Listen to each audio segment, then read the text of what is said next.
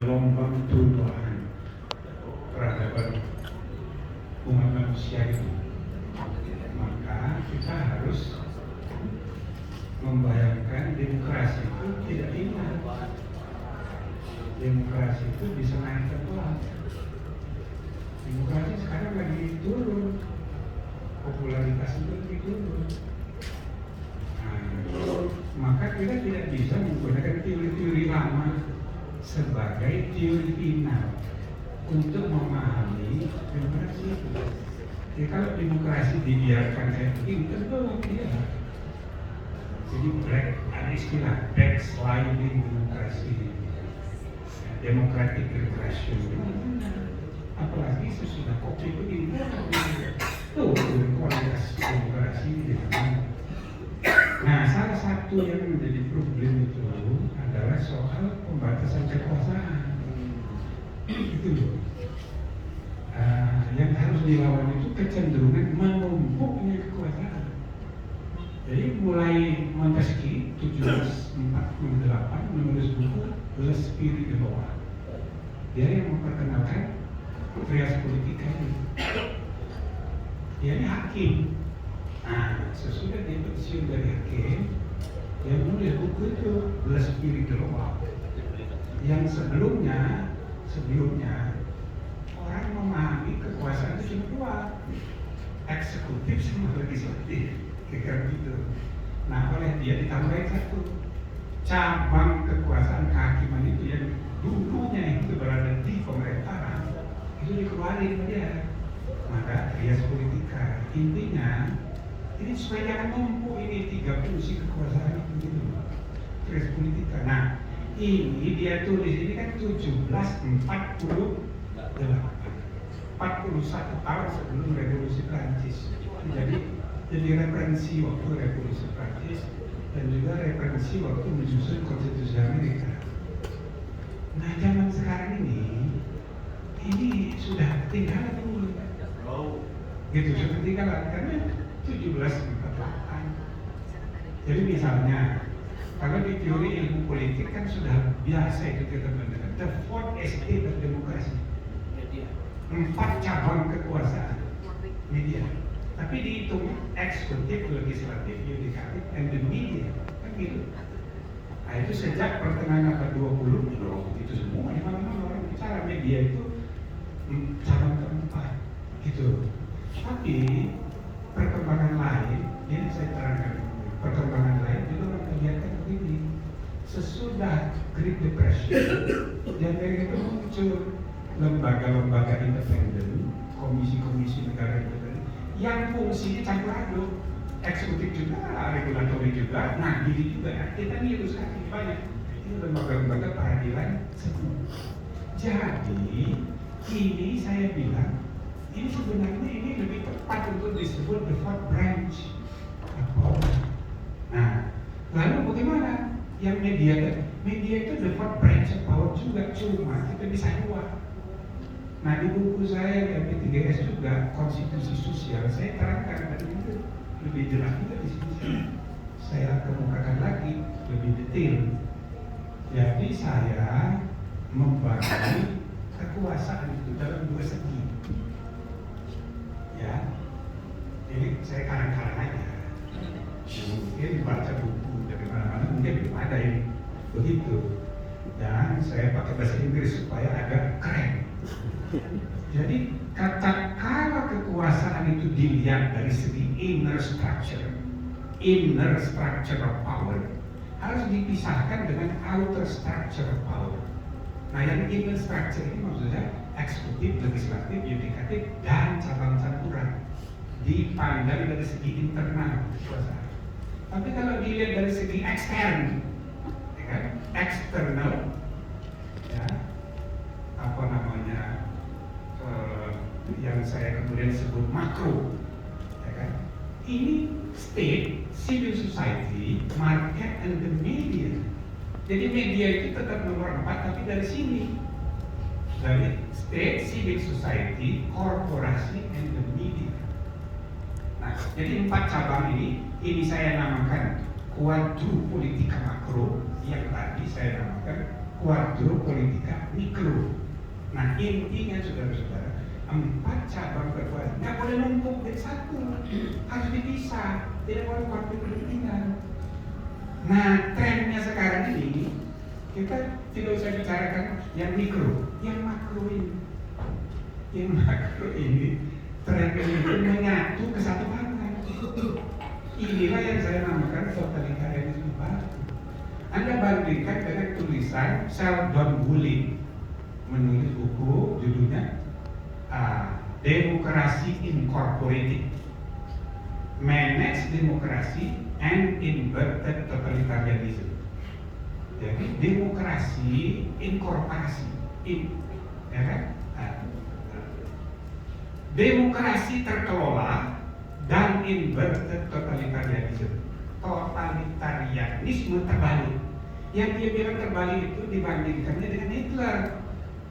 Waktu Hitler, penguasa publik mengangkat urusan privat, ibaratnya begitu. Tapi kecenderungan terjadi pada abad 21 di Amerika karena konflik kepentingan yang kuat sekali antara politik dengan bisnis. Ini penguasa privat nangkangi urusan publik. Inilah yang dia sebut inverted. Oke? Tapi yang dilihat oleh Woolley ini, Sheldon Woolley, hanya konflik kepentingan bisnis and politics saja. Itu yang dia bilang inverted. Dan itulah yang dia gambarkan, ya, terjadi di Amerika. Dan puncaknya itu ketika Donald Trump terpilih. Itulah pilpres termahal dalam sejarah. Gitu. Jadi di Amerika ada undang-undang larangan konflik kepentingan sejak 78. Wah, itu berlaku, bagus sekali. Jadi kalau pejabat punya bisnis, boleh silahkan, tapi lapor ke blind trust management.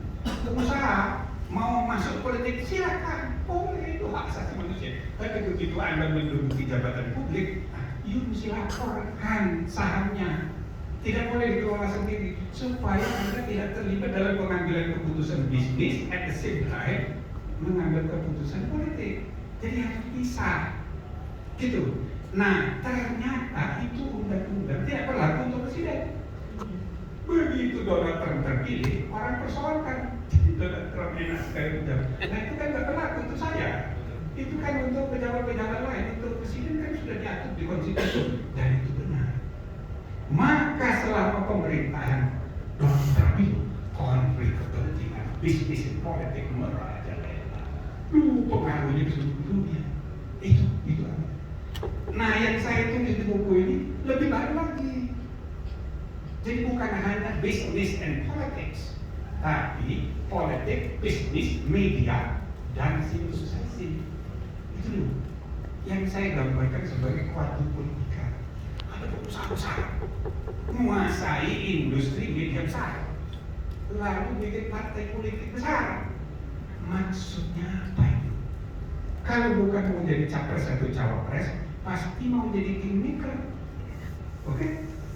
Dan bagi dia gampang nyumbang kiri kanan ke ormas ini, ormas ini, diangkat jadi ketua dewan penasihat di sini, ketua dewan pembina sini, ketua dewan pakar, dewan suro. Maka pada saat yang sama dia menguasai cabang kekuatan.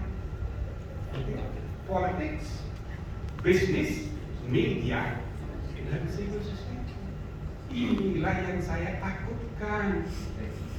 Trennya begitu. Nah, maka ada di situ saya gambarkan. Sudah disebut juga oleh Jeffrey Winters. Sekarang ini oligarki terang-terangan. Dulu kalau ketika bisnis dan politik konflik kepentingan itu mainnya di belakang layar, sembunyi-sembunyi. Iya kan? Tapi sekarang ini enggak, di depan layar, di depan TV.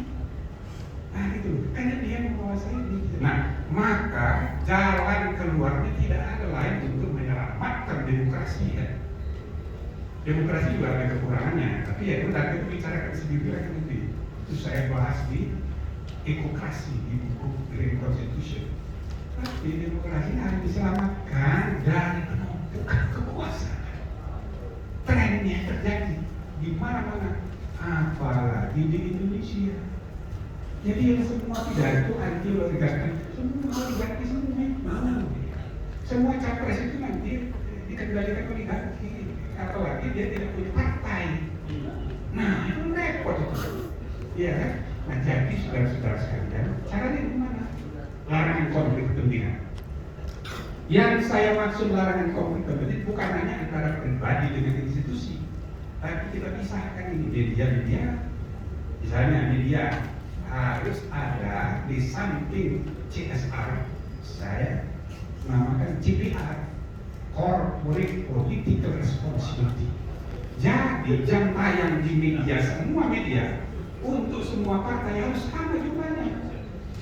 Harus sama, pas-pasnya kampanye harus sama jumlahnya. Kalau masing-masing 1 atau 5 menit, semua partai 5 menit.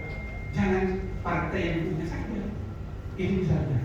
Juga perusahaan tidak boleh dia hanya menyumbang ke satu partai. Itu corporate political responsibility. Jadi media, bisnis, politik bukan menghalangi orang untuk bisnis, silakan. Tapi you punya saham bukan hanya you nggak boleh lagi jadi direksi, tapi saham Anda harus serahkan ke komisi khusus supaya tidak berbuat kepentingan. Jangan kayak sekarang 50% lebih pejabat publik kita sekarang pengusaha. Serius ini, ya kan? Dan pejabat pun punya usaha juga. Nah itu, tapi kan nggak ada laporannya, ya kan? Nah jadi ini soal sangat serius. Kalau dia pakai kepentingan, itu yang tadi saya bilang extractive institution makin jadi. Nanti dulu kita bicara korupsi. Kalau korupsi kan itu hukum pidana teknisnya. Ini sebelum urusan masuk ke urusan korupsi. Ini yang namanya konflik kepentingan, extractive institution, berbahaya untuk kemajuan peradaban bangsa. Dia tidak fungsional untuk kemajuan. Dia hanya melayani kepentingan para anggotanya sendiri. Waduh, ini repot. Saya kira itu intinya salah satu yang saya perlukan. Terima kasih. Pak Diko, terima kasih banyak. Pak Dimitri, terima kasih. Yang sarjana tukang stempel tadi nggak dibahas. Dan yang paling depan, Yang sarjana tukang stempel nggak dibahas.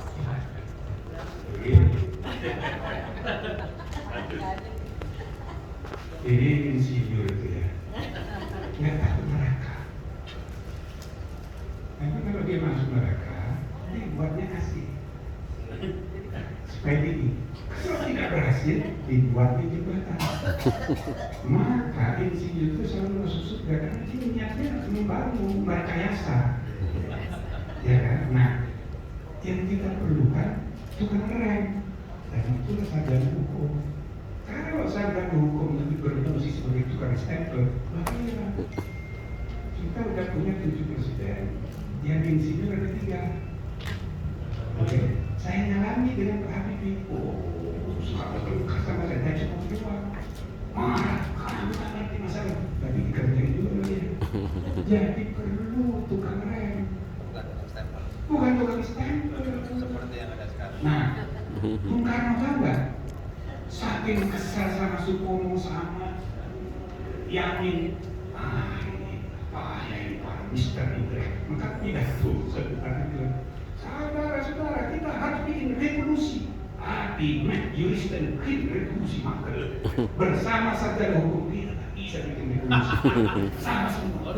Saking kesel dia sama sarjana hukum.